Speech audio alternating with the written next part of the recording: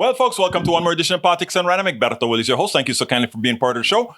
We are going to have a great show for you today. We have a great show. One of our own was interviewed for our show today, and that is the one and only Paul Fleming. We played it earlier today at KPFT 90.1 FM, and we're going to play it again today.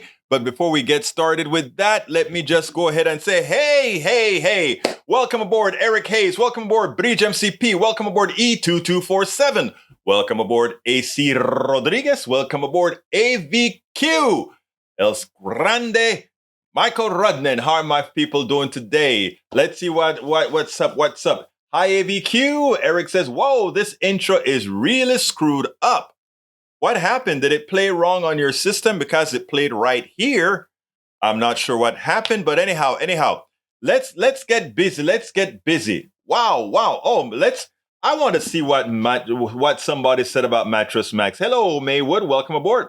Well said. A statement on behalf of Mattress Max. The Harris County attorney is betraying half of the voters in this county with his fake outrage over election integrity. The real lack of integrity is his decision, along with Hidalgo and Ellis, to willfully hide election day communications from the people who pay all their salaries. Shameful. We will fight every step of the way to sunshine and honest elections in the city we love. The lawsuit against the state of Texas is simply a way to distract you from the growing evidence Democratic officials cheated on election day. The reason the Texas legislature wants to replace our failed appointed election administrator is because the November election in Harris County was a disaster and Clifford Tatum is not accountable to the voters. So here's a fact. The fact is the election is no different than the election has always been, and there's no cheating or anything in our elections. Again, Mattress Mac is really messing with his credibility. He is wrong. He's a Trumpster. You got to stop it. Trump, like I've mentioned too often, your support of Trump directly affects your intellect. Your support for Trump and what he represents make you dumber. Even if you're a smart person, it makes you dumber. Because in order to support Trump, you have to disregard reality. In order to support Trump, you have to be a type of person who is easily controlled by people like Trump. I'm sorry. That's just how it is. And everybody who supports Trump proves it day in and day out. I still love you. I have relatives that are Trump supporters. And every relative that I have that's a Trump supporter tells me something about their mental state. Not that they're crazy or something, but that they do allow external forces to mess with their capability of thinking, their capability of being able to rationalize reality. It's simple. I mean, this is not difficult for you to go out there and continue with the same mantra about Trump over and over and over again. When mathematically speaking, when speaking, not only mathematical, but being able to see what this guy has accomplished, what he's done. Just one example. You attack Biden, but infrastructure weak all along with Donald Trump, even as he had his people. And the only person that got it was Brother Biden. And I'm not even a big Biden supporter. Trump was a distinct failure. And for some people to continue to attempt to rehabilitate him as crooked as he has always been, tells me more about you than it tells me about Trump. It tells me more about you than Trump. I love you. I really do. I am trying to work with you. But the support for Trump and any policy he has in the aggregate says more about you. Let's continue. Bruce Pollard, welcome aboard, my dear brother Bruce. Maywood is in the house as well. Michael Rudden says, hey, Eric Hayes, I'm not shocked about cocaine found in the White House at all. You're talking about D.C., land of drugs and hookers. Exactly. They're going to try to turn this into something that who cares? But let them hyperventilate and talk about coke. I live in Kingwood, Texas. Let me tell you a little story, and then I promise I get to the show. But I live in Kingwood, Texas. Two things. The same bad things that happen around the world. I mean, around in the ghettos and the barrios and in Appalachia happens here in Kingwood. The only difference is we know how to keep it quiet, from the cops to everybody else. Keep what's going on in this neck of the woods quiet. Several years ago, we had a group of bandits, four bandits. They were robbing stores. They were robbing convenience stores, taking the monies with guns, okay? They were robbing stores. Nobody knew exactly who it was till it was found. It was 4 high school girls from Kingwood. Oh no, what happened? 4 high school girls from Kingwood. From great families and all these kinds of stuff, right? What were they? Common thieves for their drug habits. That's what happened right here in Kingwood. But that's not the only thing. During that story, you know, when they started finding out that, well, these girls who had a drug habit and et cetera, they got a dealer to start talking about what occurs here. Welcome aboard, Yvette Avery Herod. Good afternoon. And what happened is the following. The drug dealer comes and he's being interviewed by the Houston press. And the Houston drug dealer says, you know what? I sell 2 kilos. Listen good. I sell 2 kilos of coke every week in Kingwood. And he said, only half of it goes to the kids. First of all, it's amazing that the kids have that kind of money that they can buy that much coke. But that's what he pointed out. He said, I sell 2 kilos of coke and half of it goes to the kids. Do you know where the other half goes to? Of course you know where the other half goes to the parents. You know, this is a place where we have open bottle laws in Texas, open container laws in Texas. At any given day, you can watch women leave the street that has a country club on and watch the glasses or the open drinks in the car. You think a cop would ever stop and do anything about it? Hell no. So let's be clear here. The reality is, more often than not, we're all great, good people. Some of us are gullible. Some of us aren't. Some of us will follow Trump till kingdom comes. Some won't. All right. Bridge MCP says, multiple officials involved in the White House cocaine inquiry now say the bag of powder was found in a cubby near the White House West executive entrance, not the formal West Wing lobby as was previously reported. Investigators expect to be done with the investigation by Monday, according to sources familiar with the investigation. The inquiry was previously expected to take a couple of weeks. In updating the location of where the cocaine was found, officials said that that area was also heavily trafficked. The cocaine was found in an entrance area between the foyer and the lower level lobby. The sources said the entrance is near where some vehicles like the vice president's limo or SUV park. It is 1 floor below the main West Wing offices and the same floor as the Situation Room and dining area. Forensic work on the cocaine bag continue on Thursday, though officials are setting low expectations that they will be able to identify the person who left the cocaine. Eric says, Egberto, wasn't the machine light on paper and between turn away? Yes, there were some machines that missed paper, but again, they had enough paper based on what I thought the activity was going to be, especially in a city where you could go vote anywhere. So that is what makes this so silly. Houston, in Harris County, our great guy, not the controller, I forgot not the attorney either. But anyway, he controlled the voting in this state. And he made it possible, along with my friend who is right here out of Kingwood, who was not Secretary of State, of the county clerk. Good friend of mine, county clerk. She made sure to get us new machines. And not only did we get new machines, we also were able to open up to allow people to go vote wherever they were. So if you're at a job 50 miles away, you could still go vote. You didn't have to go to your precinct location like they want to enslave you into voting in one place. You could go any part of Houston. Now they want to stop that because it gave everybody the freedom to vote. So I just want to mention that, love Eric, but Eric, you're simply wrong. You do not know the law. Anybody who said they ran out of paper in some location, they could have jumped over to another location quickly. It's not like if their particular location ran out of paper, they couldn't go somewhere else.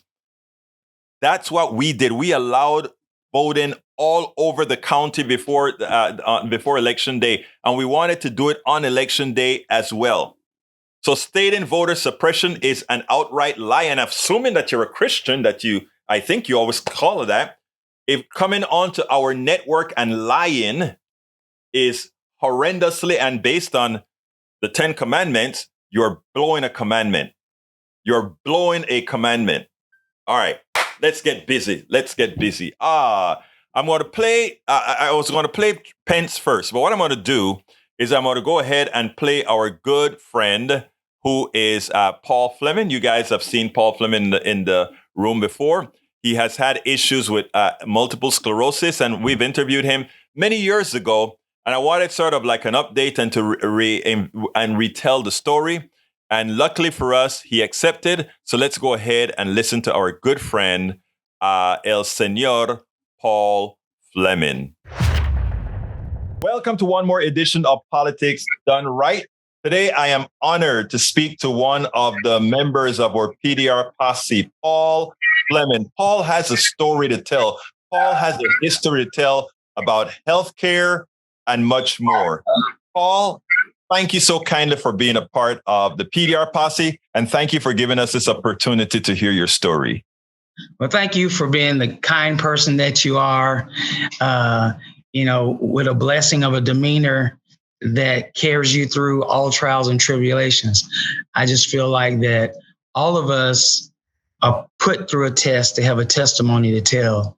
And I'm proud to be able to still tell my story, because some people with my disease are gone and don't have a story to tell. It's just people that they've left behind have their story. So Paul, let's go from the beginning. We've all been a part of the healthcare system, but in your case, something occurred to you that made it much more difficult to navigate. Why don't you tell us the genesis, the beginning of what you went through? Well, at 37, I was really getting into the prime of my career. I was a high-ranking official with a major restaurant chain. And I could actually see the finish line of the type of future that I wanted. And, traveling in out of town, trying to manage family life, it was difficult to put on my wife of just now 33 years. So all the kudos go to her. But coming home one weekend, trying to help out with the laundry and be the man that, I've chosen to be. I'm doing laundry one Saturday morning, and then it happened. I turned the corner, and my left side just shut off, like someone just turned off a light switch. My breathing pattern changed, and I found myself on the floor looking up at the foyer lights, like, Lord, what is going on? And then I started with my toes, trying to get it to move. And I swear to you, it seemed like it was an hour, but it probably was no more than 3 to 5 minutes of me regaining the use of my leg, my toes first, then my leg, then my hands, then my arm. And so I slowly stood up and did 10 jumping jacks, ran up both flights of stairs, looked down and said, Lord, I need to schedule a doctor's appointment. Nothing happened the rest of the day. And I didn't say anything to anybody in the house about it. The very next day, doing the exact same thing, it happened again. But this time when I looked up, my youngest son was looking down at me. And I guess he could see the distress on my face because he started screaming for his mother when he saw me struggling to try to get up off the floor. And when he started screaming, that just put me in a panic to hurry up and get off the floor. And by the time my wife made it out of the bedroom, I was halfway up the stairs.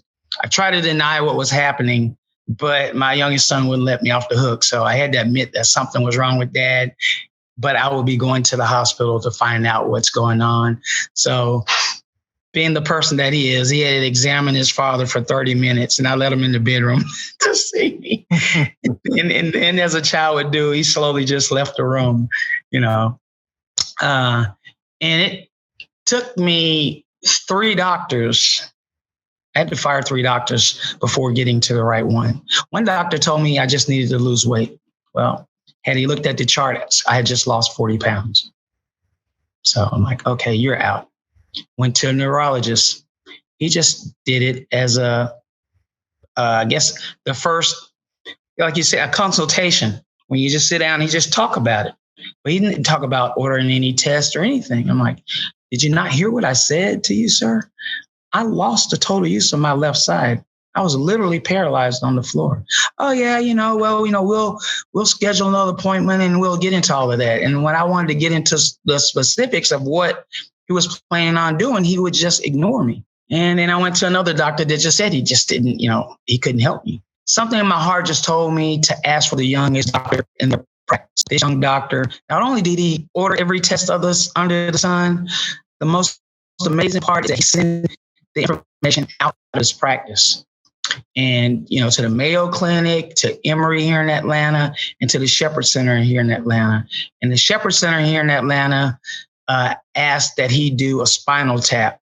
And it was just fortunate enough that the hospital nearby just installed the type of machine that they could just lay me on there, and it was laser guided. So I wouldn't feel any pain, because everybody gave me a nightmare story about going to the doctor's office. He's got a long needle and it's going to hurt. And I was like, geez, I don't know if I wanted to do that, but I did it because I needed to. But it still took me 3 months to get an appointment with a specialist in the city. So let me stop you right there, because I want folks to see one thing right here. You had good health insurance with your company then, correct? Oh, absolutely. As a matter of fact, I shared insurance with my wife's job too. So I was double covered. We double covered each way, which was really, a neat thing to do.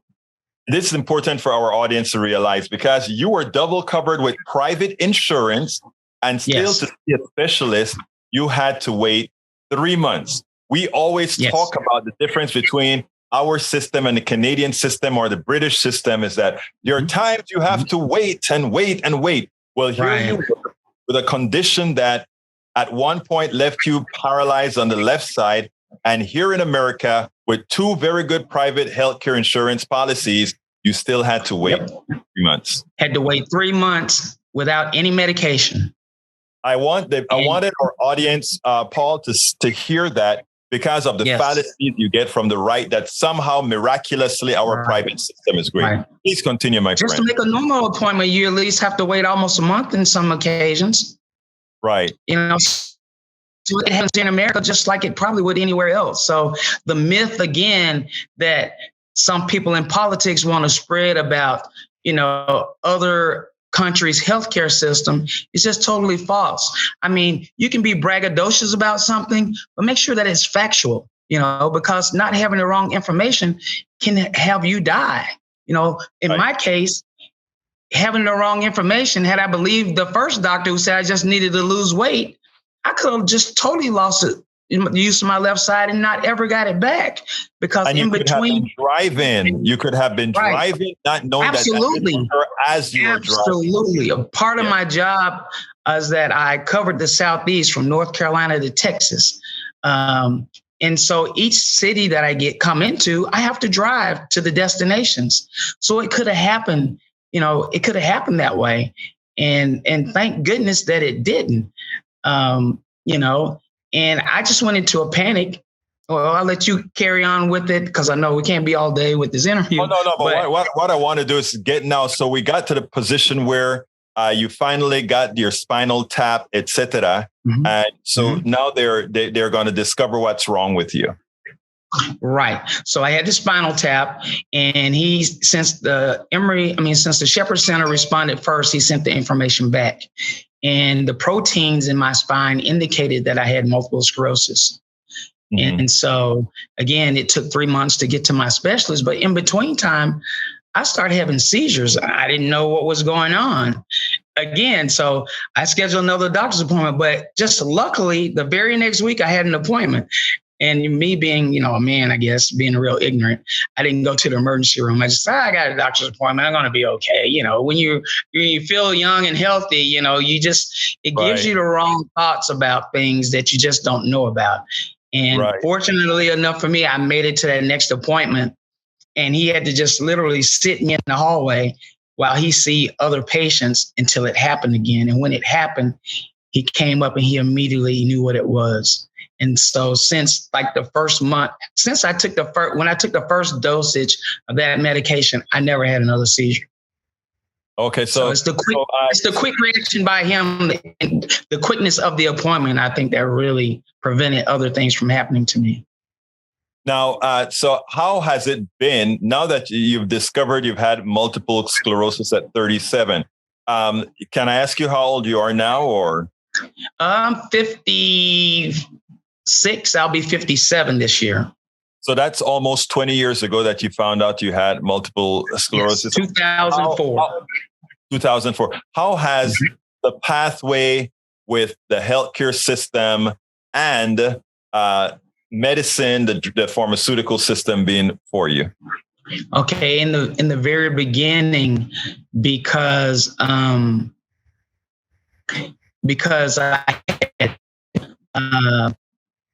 had double coverage through my wife and myself, but I was really afraid to continue with my job, being on airplanes and driving vehicles. So I resigned.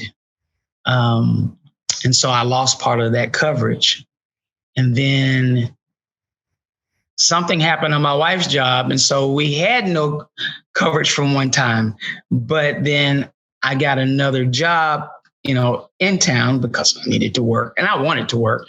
And I found another job within like 2 weeks. So it was no big deal. And I had coverage again. And then that's when the eyebrows raising effect took place. Coming into the very next year, the cost of my medication, the first 30-day supply of my medication cost $15,000. And because I made so much money so fast as a young man, and I think my doctor, I really believe my doctor told me about other philanthropists out there, I can't say that word correctly, but that provide help for people with medical problems, and those other organizations out there. I sort of glossed over it because I had the money. It's like, because I really didn't know, because I was covered already. It ain't gonna cost me that much, But when it became $15,000, I'm like, whoa! But I had the money, so I just paid it, and I just paid it. And then after the first 30 days, you paid $1,000 for that 1 month. January of each year was $15,000, almost $16,000, and I dropped it. You paid it out of pocket. I paid it out of pocket, and it didn't reimburse. No, of course not. No, that's just money gone. And then after that, though, then it gradually, because you're on a scale to pay out your deduction, but the first payment did that, but the payment still was $600 a month. Thereafter for a 30-day supply each month, $600. Eventually, it slid all the way down to like $250, $300 by December.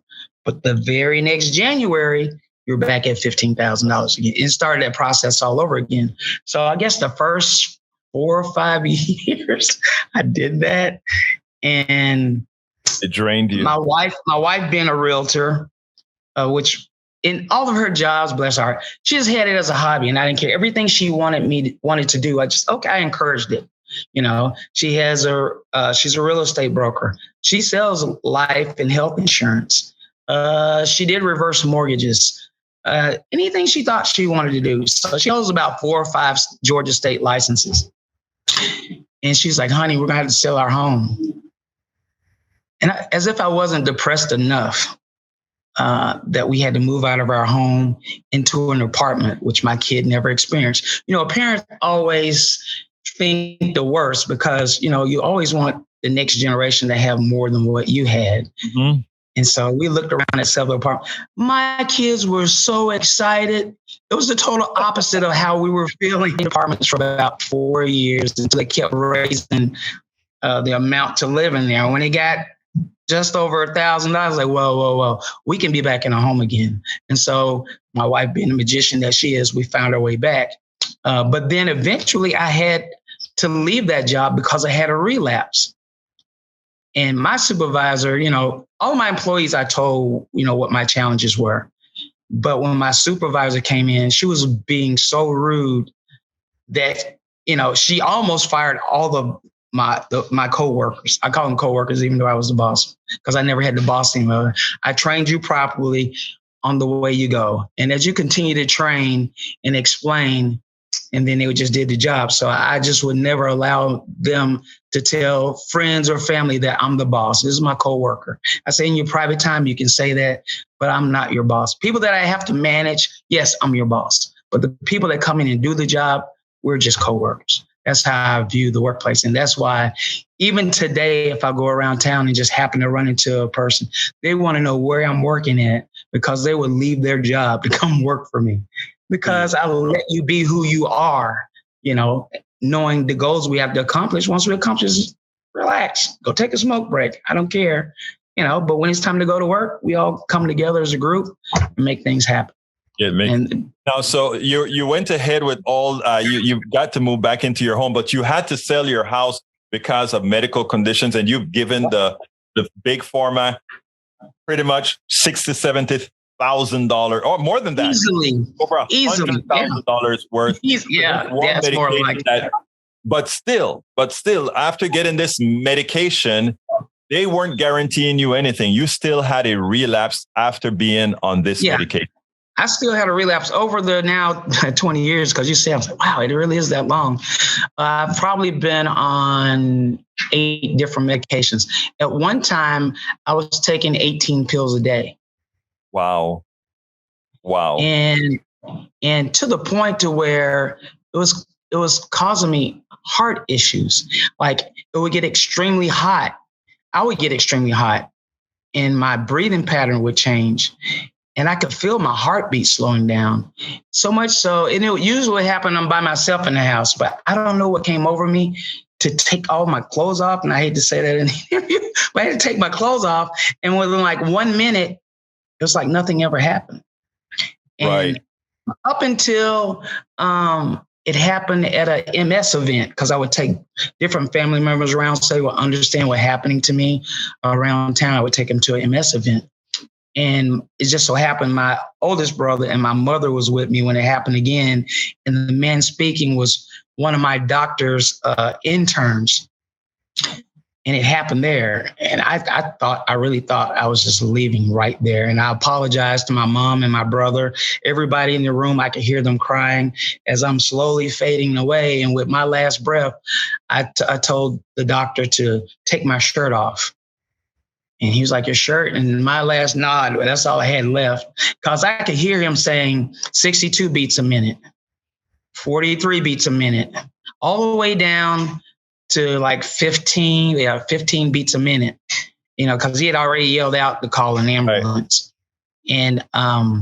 And sure enough, took my shirt off and I snapped back to it. And I'm looking around, everybody's crying. I'm like, what's wrong? And that's when my mom really started bawling. But the ambulance people came in and checked me out. Like, oh, he's fine. He goes, do you want to go with him? Nah, I'll be okay. They let me do an emergency appointment with them since one of the doctors that I go to saw it. And so then they just start running other tests on me to help me find out. And then I went to the top cardiologist in the state. Nobody could figure it out. And then so I just re-examined it. I re-examined all the medication I was taking. And it was some conflicts. So I just gradually on my own slowly took myself off of medications.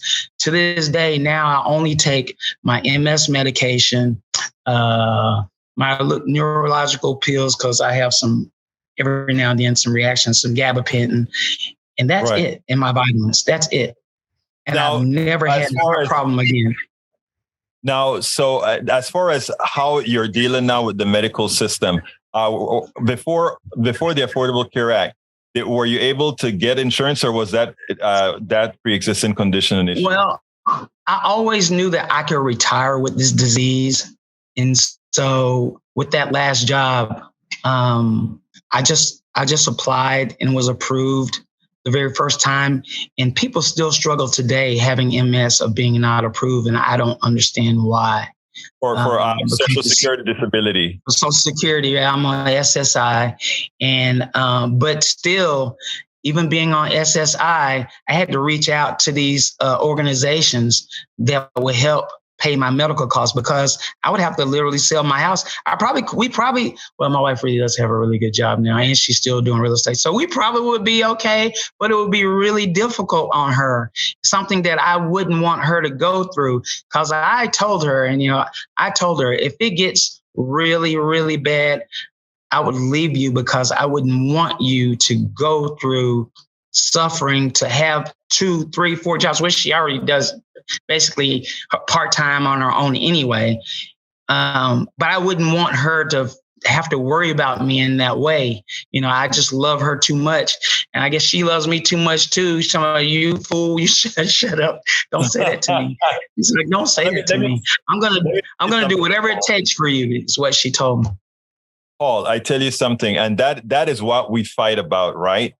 Hell, yeah. That you had a bad hand. We all get a hand in what life has to offer us, right? And that you got a bad hand, and that your personal economy should reflect your bad hand, that you had no way of choosing.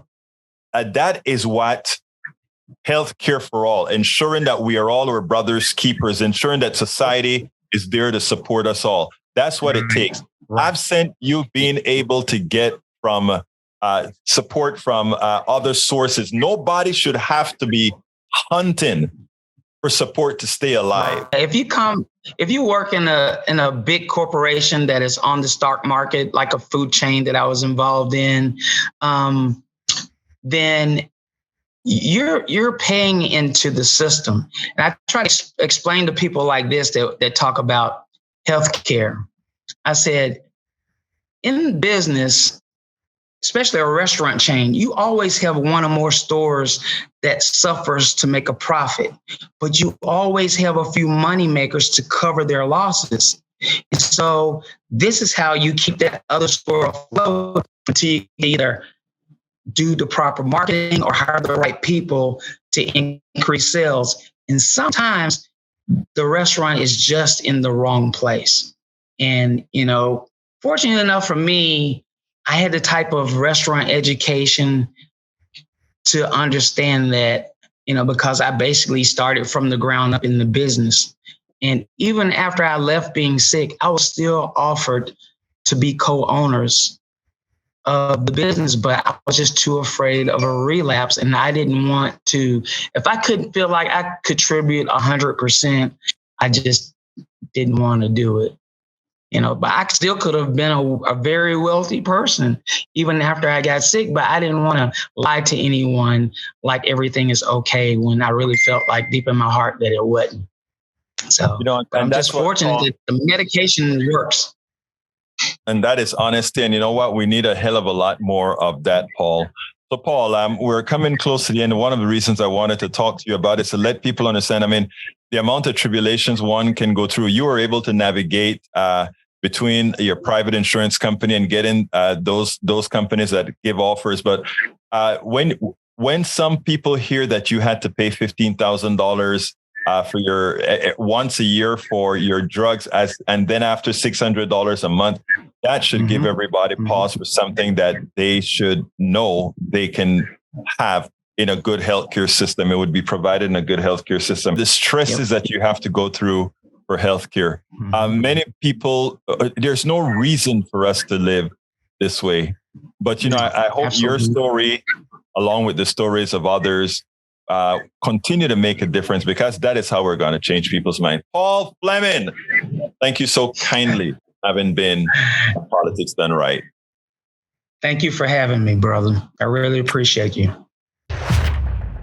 Anyway, folks, I hope you like the story and understand why I'm doing stories like this. If you also have an health situation and how the insurance companies are screwing you, because they all do, please feel free to let me know, and let's go ahead and set up an interview so that the rest of America can actually hear your story. I want to, before I go into the other videos, I want to talk about two things that Eric says, because I think it is important to our right-wing and Republican people who have been lied to by the folks they happen to trust.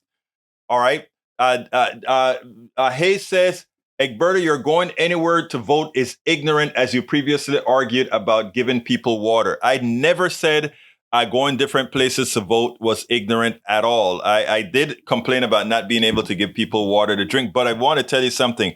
The reason why many Republicans that I've spoken to believe that somehow voter fraud is allowing people to vote wherever they want to vote is because, again, like I've always told you, Republican orthodoxy, it's predicated on keeping those who follow them ignorant.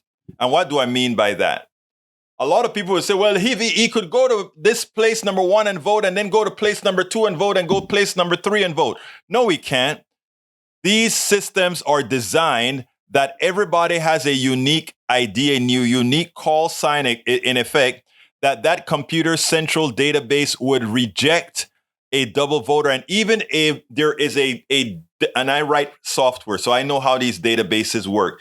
Even if the databases aren't synced because maybe the telecommunications were down that connect the two areas or whatever, even if somebody accidentally was able to vote another time before it's updated in record number 2, by the time we get synchronization, nobody's vote would ever be counted as twice. The second item is drive up and vote. Drive up and vote allows people, the same issues about calling driving up and vote as ignorant is actually fairly silly.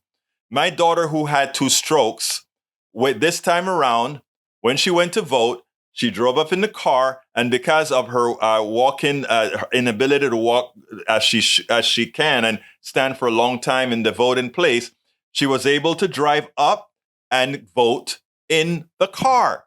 Excellent ideas. It opens up democracy for everybody to have access to the vote, whether they can come in a wheelchair, whether they can go to anywhere that's close to them that has the vote.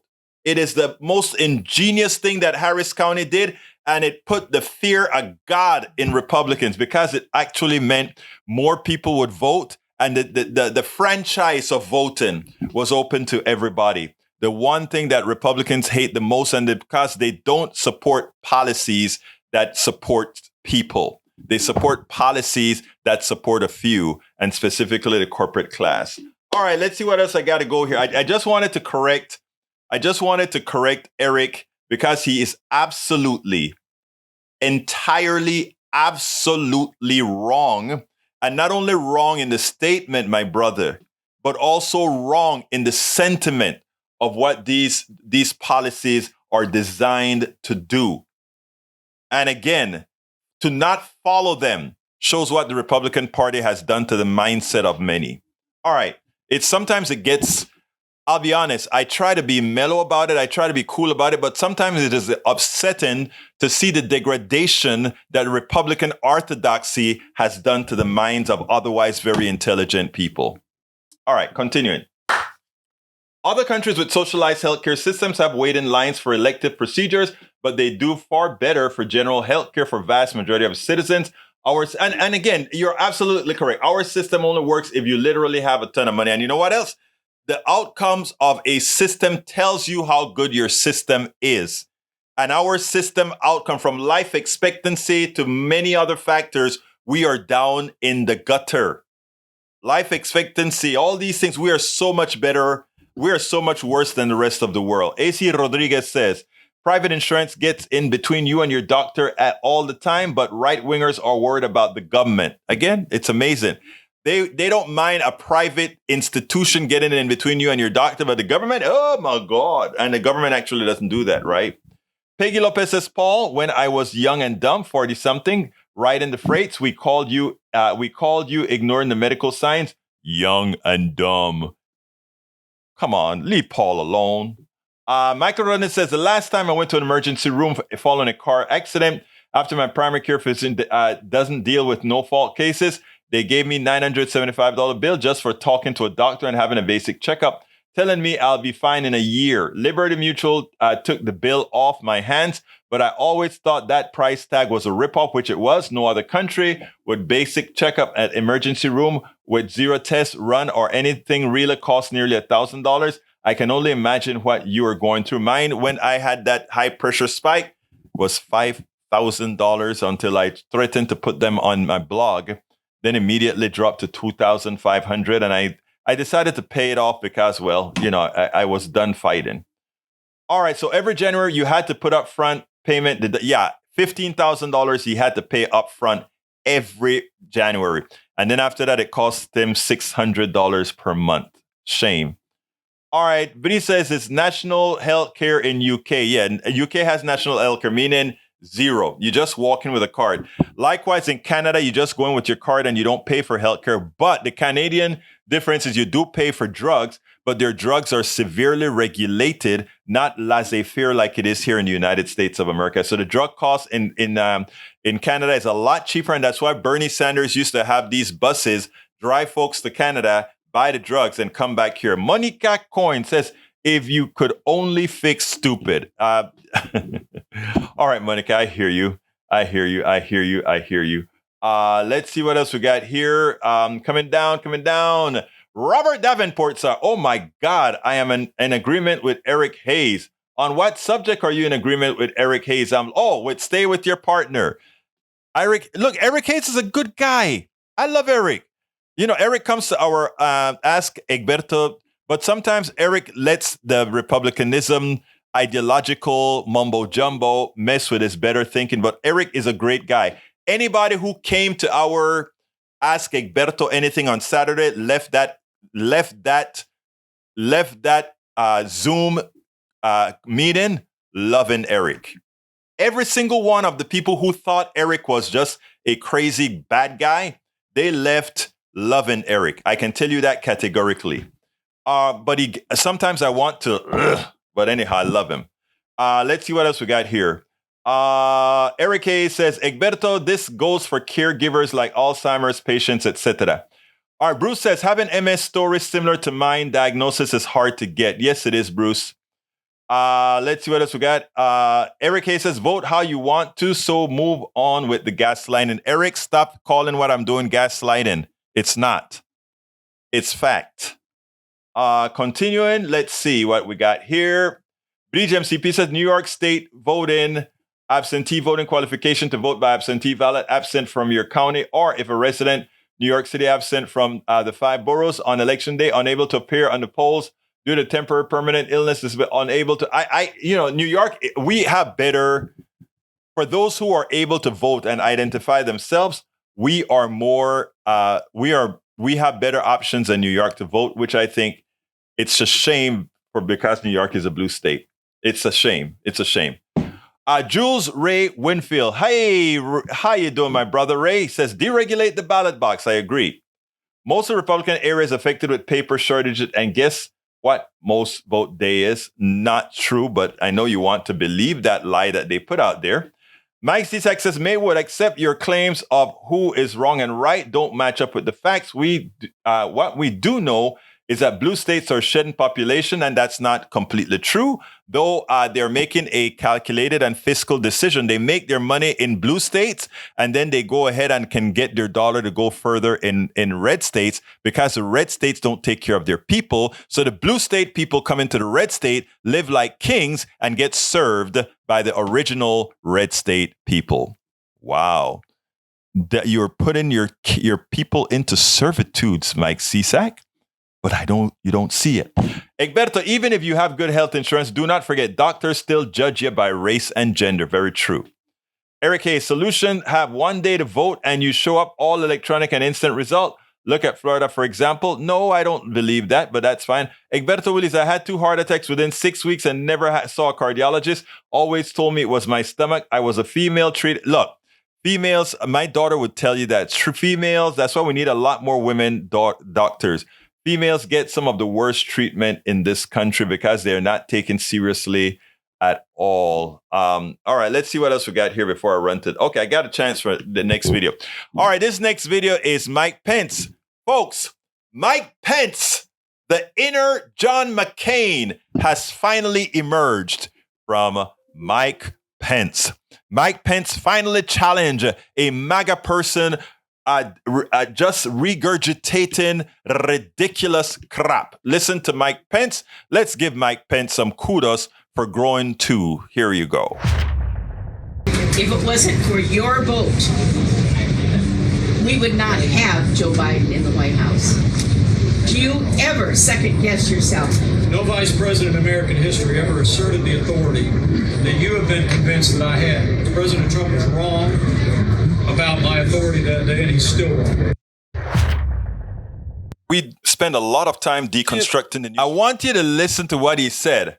That you have been convinced about. This is something that you hear me talk to Eric about, Ledo and CSEC and other ones of our good right-wingers here. Notice how Pence said it. I did not have the authority of which you were convinced of that I had. In other words, he's saying there were people you trusted that lied to you about the power that I had as vice president. And I wish, and what I'm telling Eric and others is many of the things that you put on the screen here are people who have lied to you, who you have trusted to make you put these things on our chat or on our voice lines or whatever. But you know what? Again, you have been lied to. It's not there. Last but not least, we had Donald Trump is running, and finally, the Koch brothers decided that he's too much of a liability. So we won't have that. So while there are times we supported this charlatan, El Señor Trump, we are now going after Donald Trump. But will it work? Well, here is the ad that they're putting out against Trump. And Michael Steele has a response that I think we should all heed because he nails it. It'll work for some, but not for most. As 2024 GOP candidates meet with voters in the early primary states, new evidence showing that Donald Trump's election denials are taking a serious toll on GOP finances. A Reuters analysis showing that the former president's false election claims are leaving swing state Republicans, quote, effectively broke as the party bleeds donors and cash. And the political network financed by a deep-pocketed GOP donor who has vowed to, quote unquote, sink Trump is out with a new digital ad in the early states. Watch this. Instead of making Biden answer for his reckless progressive agenda, Trump makes the debate about indictments, personal grievances, and the election he lost. Sure, he did some good things as president, but the reality is Republicans lose if Trump is our nominee. Leave Trump's baggage in the past and nominate a new leader to make Biden answer for his failures. How effective is it when you have someone like Charles Koch putting out an ad like that one, major Republican donor, right, but an anti-Trumper? Well, what it does is it stirs some anxieties within the donor class, those who are sort of straddling between that world with the Koch brothers or other interests and the Trump community, if you will. And so you have that sort of tension. In terms of the base, this ad will mean very little. It will do very little. If nothing else, it solidifies more around Trump. It sets up what a lot of those MAGA heads believe is this sort of anti-establishment, us versus them kind of mindset. So this furthers that thinking, and you'll see it play out as the lead-in says, where candidates out there trying to get cash and support, and it's fractured and spread out, and it's not as concentrated as it once was. And so now they have to work harder to find those dollars. Well, it's interesting, right? Because in the same respect as we're having this conversation about swing state voters, essentially, or swing state Republicans, I should say, being left effectively broke as they're reporting, right? We are also having conversations about the former president fundraising in record numbers after multiple indictments. Right? How do you actually even reconcile this? How do you square this? Well, his base support of 40% of the Republican Party, those are small dollar donors, and they set up their accounts. Hey, take $50, $100, $250 a month off my credit card. So they just lock and load it in and go. Trump, meanwhile, has other major donors in the party who still support him and still will help fund on the back end a lot of those operations for him. So he's able to do his. The problem, which will be interesting to see, is how are the other candidates running against him doing financially? Yeah. Where are they getting their money? How easy it's for them to raise the dollars they need, particularly given the arbitrary and capricious kind of bar that the RNC said, you need 40,000 individual donors and, all of this other crazy signing up. And are they getting behind one? Are they getting behind just one? Are they coalescing behind one? No, they're not coalescing because ego won't let you coalesce. Them. Right. Ego's not going to let you coalesce because I'm the one. I'm the guy who can beat Trump, or I'm the gal who can beat Trump. Right. So there's not this sense that, as they had a chance in 2016, they have a chance right now, because once you do that first debate, it becomes even more problematic, particularly if Trump isn't there. All right, I got a message for you. That is, he nails it. He nails it. He nails it. The commercials are not going to make much difference for those who are true MAGA. And not only is it not going to make a big difference for those who are true MAGA, but unless they coalesce around some particular candidate, the 40% MAGA that the Republican Party represents cannot beat Trump.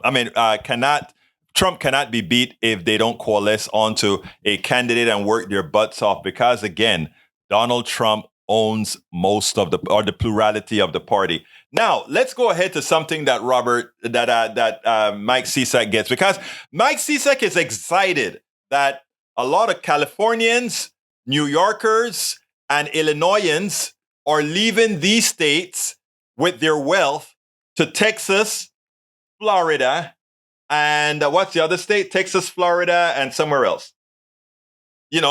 And he's like, a big win, a big win.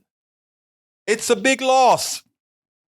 First of all, when we get more people from blue states to move into red states, we do what's so important and dilute the redness of the state, right? Because it's not the people in red from California that's moving, because they're poor. I hate to tell you that, but if you take a look at the demographics of wealth in this country, the people that are there clamoring to the Republican Party, they don't have a lot of mobility. The mobility are with those in the blue states who follow the pattern blue. So when these guys move from New York, from Illinois, from New York, what they're doing to the red states is they're making them bluer. And in a state like Texas, where we are on the cusp of becoming a blue state, it just speeds up that change to Texas being blue. The same for Florida. Florida used to be a blue state, or a swing state, I should say. But as more people move to Florida, as we get the older folk, the old people have skewed Florida, because a lot of old people go down to Florida and move, right? But what happens, of course, is Beto didn't get hammered. People didn't show up to vote. Beto, look at what happened between Cruz and Beto. Different story, 2%. So therefore, it is so important I want Mike Cisak to keep talking about, hey, bring your wealth to Texas and your vote.